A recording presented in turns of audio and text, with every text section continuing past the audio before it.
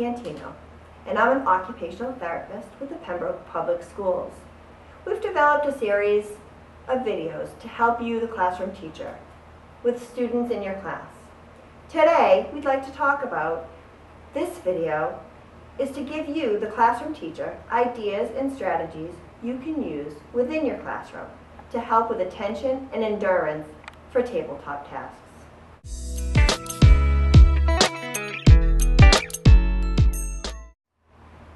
So the first thing you want to think about when it's a new school year is the 90-90-90 rule.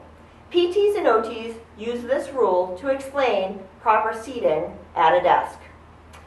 You want to make sure that the chair and the desks are at the appropriate height for your kids.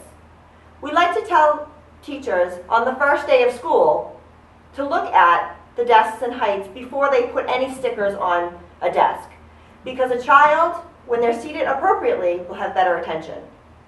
Now 90-90-90 means that your ankles, your hips, and your knees are all at a 90-degree angle. You want the kids' feet to be flat on the floor. This chair is the exact height that I would need. My back is at 90 degrees, my hips are at 90, my knees are at 90, and my feet are at 90. Perfect height for the best attention.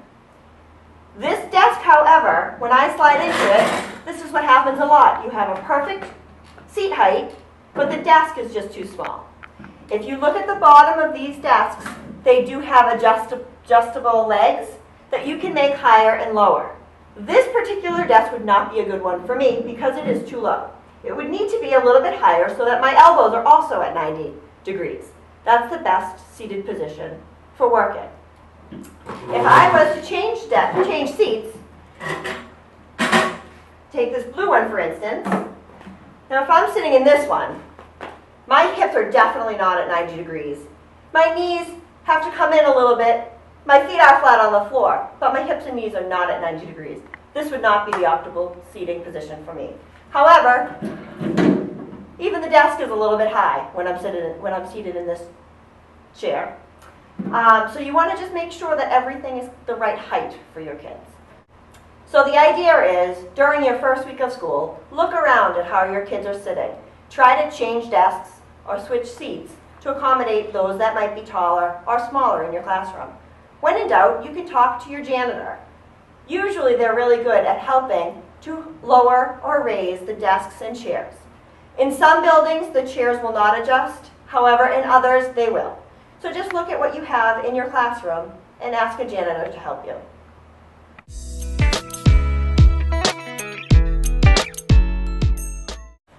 Next, now that your children are sitting at the appropriate height at their desk, I'm going to show you some other accommodations that might also help, especially for those fidgety type kids that are constantly in movement, even though their feet are flat on the floor. One idea you can use is actually placing a book, maybe a thick book, under their feet if their feet are dangling too much. Or ask your occupational therapist for a TheraBand. TheraBand is just a long piece of basically stretchy material that you can place around the legs of a chair.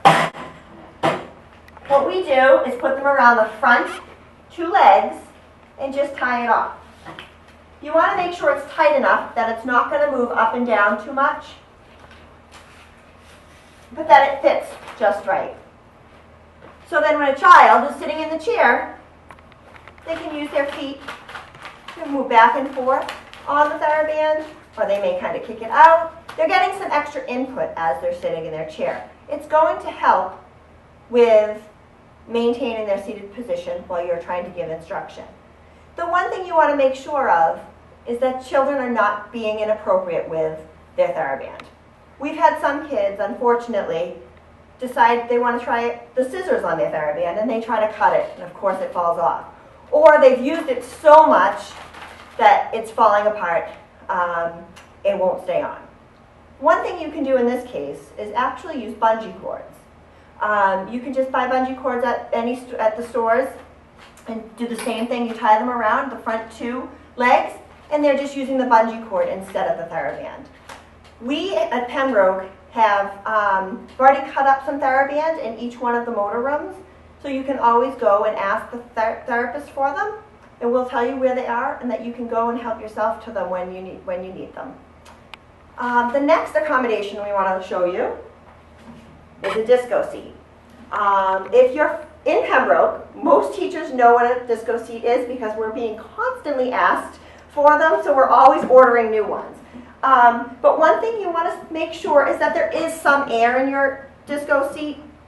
Some of the ones that we have are getting a little old and the valve falls out and it just doesn't keep air anymore. If you have a disco seat that's happening to, just ask the therapist and we'll switch it out for you the best that we can.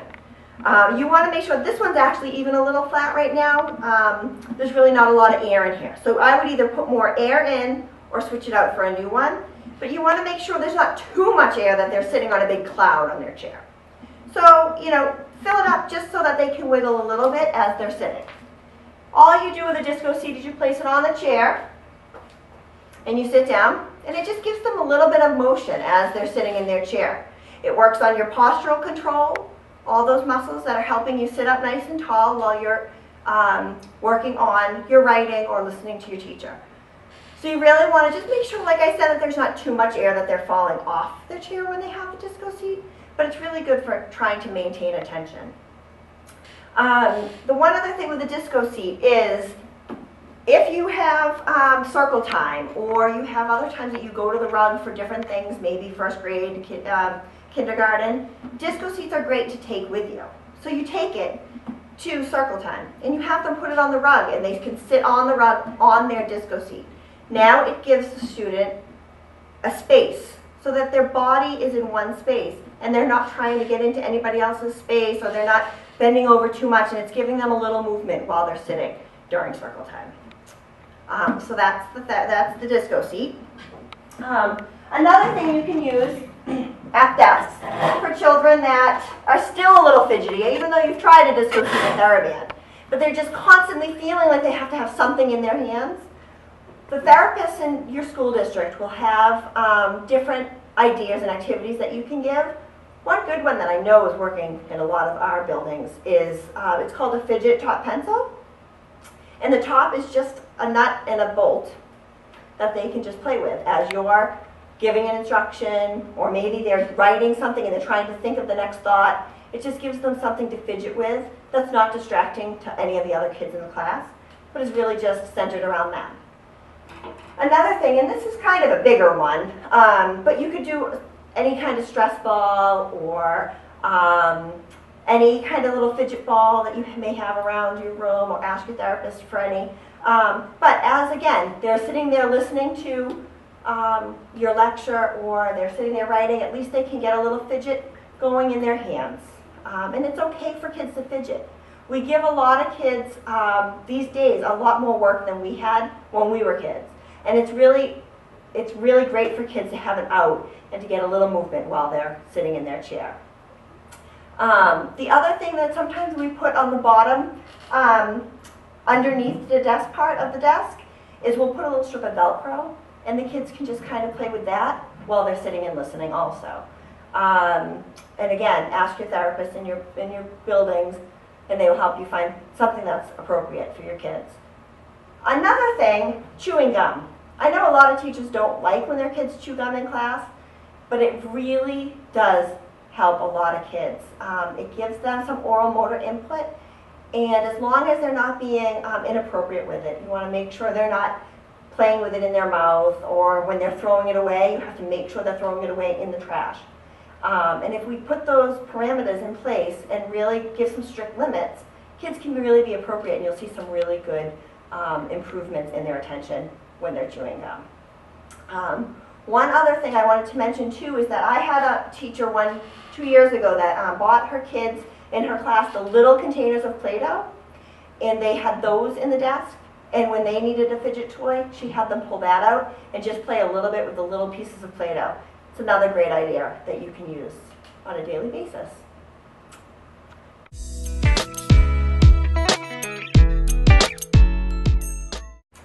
So, now you have a child who you've used the disco seat for, or you've used a TheraBand for, or even fidget toys, and you're still feeling like they're not giving you 110% when it comes to attention. Another idea you can do is individual movement breaks. You want to look at each child and see if they really do need a movement break. Some kids do need them built in during the day. These can be really easy to work into your everyday routine. One thing is at the beginning of the day. If you're noticing a child coming off the bus can be a really tough time for some kids. There's a lot of noise, a lot of motion going on. Kids can come either really overstimulated or a little understimulated off the bus. So this might be a good time to incorporate a movement break for that individual child. One idea is the child can take their own chair down off their table, but they can also go and take down the chairs maybe at the listening center or your ELA center or any of the centers you have built into your classroom.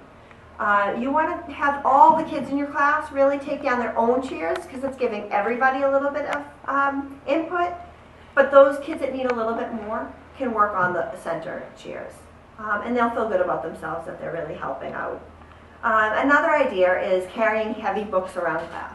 So if you're feeling like it's a child that has a really hard time between transitions, so maybe they're transitioning from the ELA to math, and you know that just the break in activity really sets them off, give them heavy books, have them carry everybody's books over to the next center, or have them pass out the books to everybody.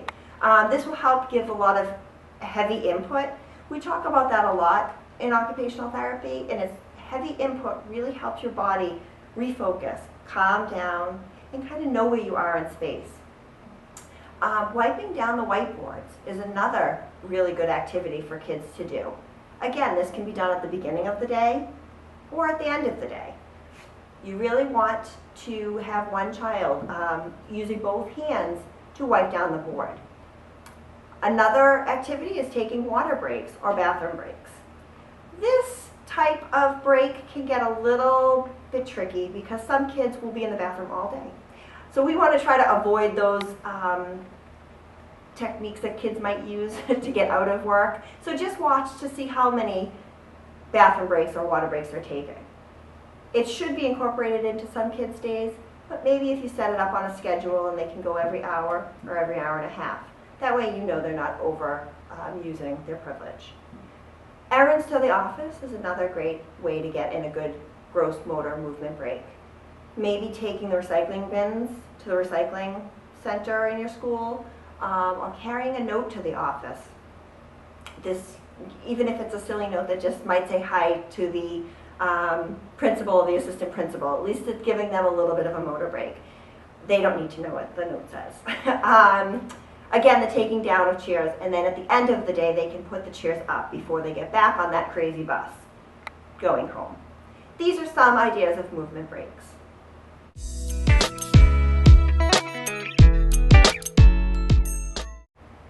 The next thing we're going to talk about is whole class movement activities. In today's day and age, we're asking kids to sit for an extended period of time to complete activities that really they developmentally may not be ready for. Kids need movement breaks more than ever. When we were younger, we had movement breaks throughout the day. We had at least 2 recesses, never mind lunch and a following recess.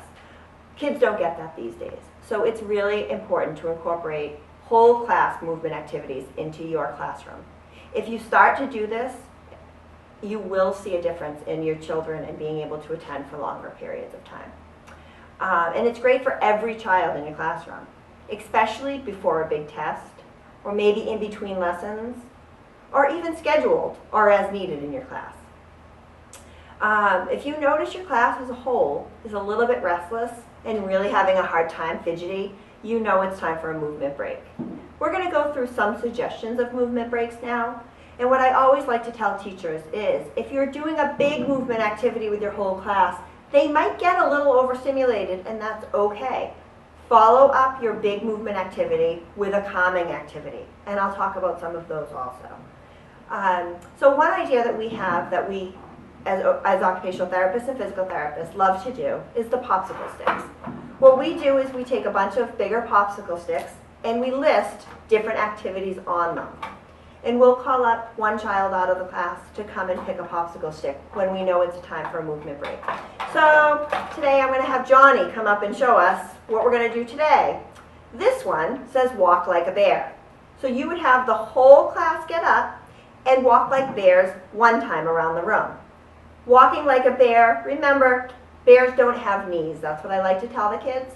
So they're really having to walk on their hands and feet, not on their knees around the classroom. Another one in here is maybe to hop like a bunny. Again, you would just hop like a bunny around the class, the whole class together. I find one in here that, oh, this is a fun one. The wave. Start at one side of the classroom, just like you're at a sporting event. And all the kids do is they sit in the chair, and you start at one side, and those kids go up, and then the next ones go up, and the next ones, and maybe do it a couple times. Kids love that one. You could do marching in place. That's another one we have listed on here. All the kids have to do is stand up, push their chair in, and march in place. A lot of these activities that you're doing at the desk, like marching in place, you can incorporate some of your educational material into. Maybe while they're marching, they're spelling out some of their spelling words. Or they're counting by twos as they're marching. Counting by tens. Anything you can think of that they can do is really good to use motor to help them learn the concepts. The other thing, I've already just talked a little bit about the laps around the room like different animals. You don't need these sticks. You can just say, you know what, I think it's time for a motor break. Let's have everyone stand up and crab walk around the room. They can walk like a bunny. We've already talked about the bears and the bunnies. But maybe they can walk like crabs, or they can, any animal you can think of. Try to get them to figure out what their body should look like, maybe as a snake, or things like that. That'll help them start to motor plan how they're getting around the room.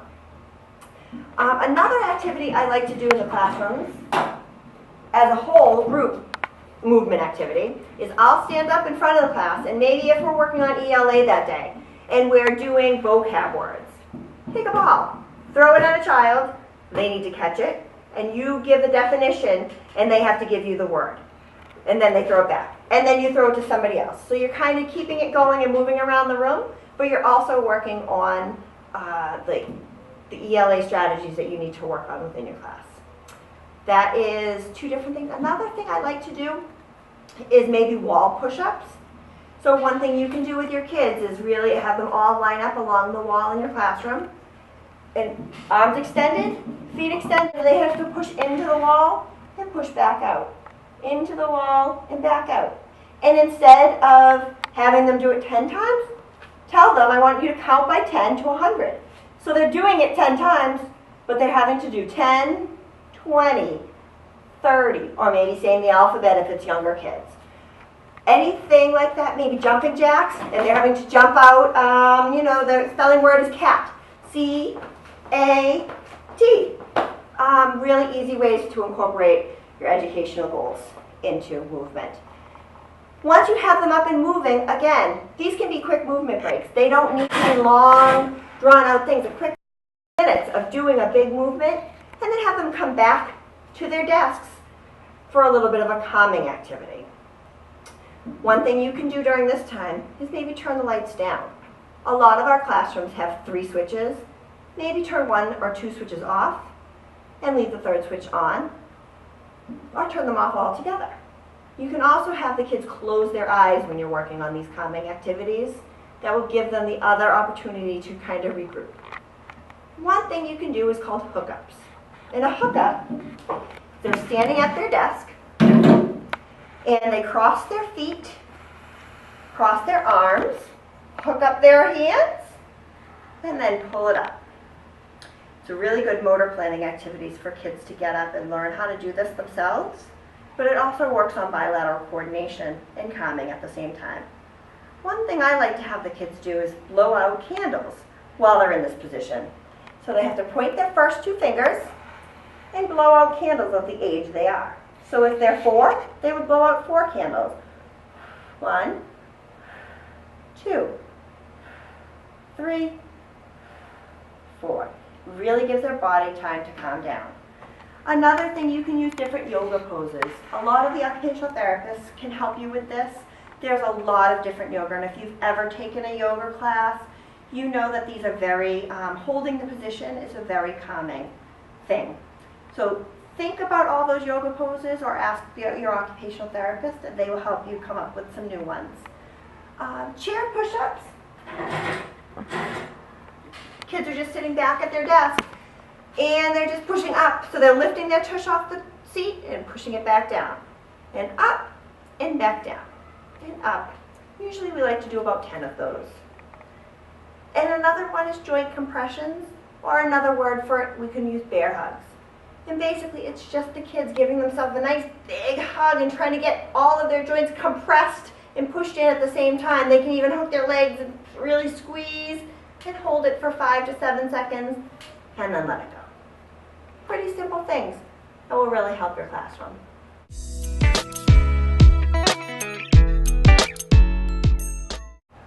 Thank you for watching our video. Remember, when in doubt, ask the PT and OT in your school for suggestions before referring a child for an evaluation.